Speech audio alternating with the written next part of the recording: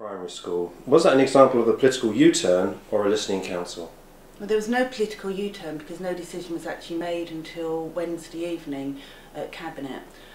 Cabinet had a very, very thorough consultation with regards to the closing of the school because it was such an emotive and hard decision that was going to have to be made. So no, there was no political U-turn. It really was that we listened. We heard how important it was to the community of Chadwell St Mary. We heard how important it was for the children, for the staff and the governors to keep that school open. But my concern was not to keep it open in the status quo because we felt that there wasn't enough resources being put into the school, there wasn't enough permanent support at the school to keep it at the status quo. So the Cabinet did have to make a decision as to what to do with the school, and I think the decision that was made was the best decision for the pupils, for the teachers and for the governors and everybody else in the community. Could you just explain exactly what hard federation means? Hard federation is where you have one governing body, one head teacher over two schools. You then have more resources to go into people, for example, a stronger management team like deputy heads, which are at each school, so that they can then, the two schools together, set the syllabus and drive their agenda forward. And what impressed you most when, in this whole process, and you visited the school, what impressed you most about Chadwell St Mary Primary School? The fact that they had recognised that they had a problem, the fact that they had almost set up their own soft federation because they were aware that they didn't have the resources, that they needed to have all the lessons, and that they'd actually gone out to other schools and they were borrowing other equipment. I had the pleasure of going to a science lesson and they were doing experiments with tuning forks and water, which made a wonderful mess, and the children were having a wonderful time and they let me join in.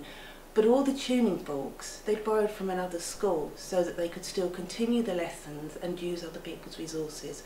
So they'd set up their own federation. It's a wonderful school. They know what they need. They know what their pupils' needs are, and they do everything they possibly can to make sure their pupils get the best education. Because in many ways, although this isn't a political football, what the staff and the parents and the children did was a really, I suppose, the example of self-help.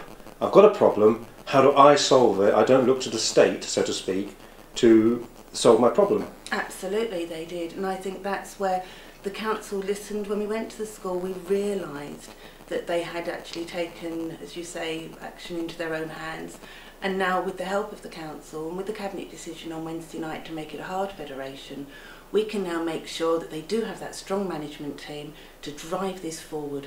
I mean, if you think about it now, the whole of the council, the Cabinet have put their faith into this school. We're going to make sure that it works. And you need your faith repaid. It's a matter now that the school doesn't simply sit on its laurels, so to speak. There's a long journey, hard and for them, isn't there? There is. I had the pleasure of speaking to some parents and teachers and governors yesterday. And as I said to them, now is the start of the next journey. They've been in limbo since September when the consultation started, and it's been a very, very unsettling time for all concerned. And I think now that they know what the future of the school is, the fact that they're going to go into a hard federation, and that again has got so much work to be done with it, making sure that we've got that management team. Everybody, even the children though, have got so much passion and commitment for that school that I'm sure that they're going to manage to succeed. And I guess these are questions for him, but how do you think Robert McCulloch-Graham feels? Would you say he might feel undermined in any way?